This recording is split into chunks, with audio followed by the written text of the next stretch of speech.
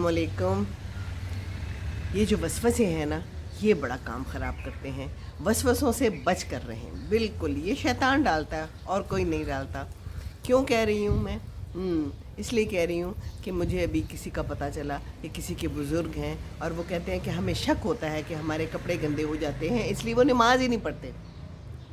2 बुज़ुर्गों का ऐसा मुझे पता चला कि नमाज ही नहीं पढ़ते, कि उन्हें शक है। ये शक है ना, ये तो वसवसा है, ये तो शैतान ला रहा है, कह रहा है अच्छा है ना पढ़े नमाज। मेरे अब्बू और मेरे ससुर दोनों नमाज पढ़ते हैं, उनको भी मसले थे, ये हो जाते हैं मसले बड़ी उम्र में, लेकिन ये नहीं कि नमाज ही छोड़ दें। शक में नहीं मुब्तला होना, शक तो हमारा दुश्मन है, वसवसा शैतान ने डालना है ना।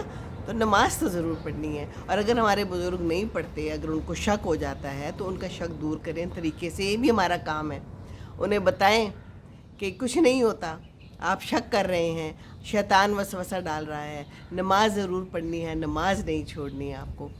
तो ये बहुत से लोग ऐसे हैं, मैंने देखे हैं कि नमाज ही छोड़ देते हैं इस उम्र में आके, बुढ़ापे में आके, 90 के पास, 80 के पास, कि जी हमारा जो है ना पाकी पलीती का मसला है। तो जितना हम शक करेंगे दुनिया में किसी भी चीज़ में, बहुत से लोग होते हैं, ये एक बीमारी है, बीमारी भी है लोगों को। बर्तन गंदे हो गए, एक कपड़ा ज़मीन पे गिर गया तो ये गंदा है, ये इस चीज़ को टच हो गया है तो ये गंदा है। तो ये सारा दिमाग का खेल होता है। तो अगर बुज़ुर्ग ऐसे करते हैं, क्योंकि मेरे अब्बू मेरे साथ रहे हैं ना, तो मैंने इसलिए बड़ा करीब से देखा है, लेकिन अब्बू ने माशाल्लाह कभी तंग नहीं किया।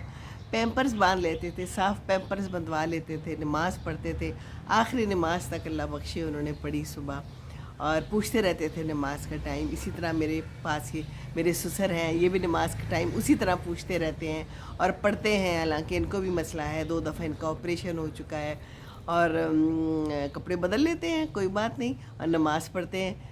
तो ये जो है ना, ये भी हमारा काम है, हम बुज़ुर्गों को ये बताते रहें और तरीके तरीके से उनसे नमाज ज़रूर पढ़वाएं, क्योंकि नमाज का तो हिसाब होना है ना। कई दफ़ा बुज़ुर्ग बेचारे नहीं समझ पाते, इस उम्र में आके समझ बूझ कम हो जाती है, जैसे हमारी कम हो गई है, तो वो तो हमारे से भी बुज़ुर्ग हैं, तो नहीं समझ आती, वो कहते हैं इससे बेहतर है हम नमाज़ पढ़ी ना।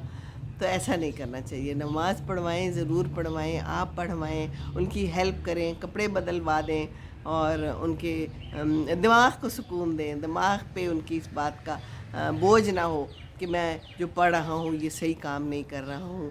अल्लाह ताला हम सबको नमाज़ पढ़ने की तौफ़ीक अता फ़रमाए, वसवसों से बचाए। ये तो शैतान है जो वसवसे डालता है, कुरान में भी है ना।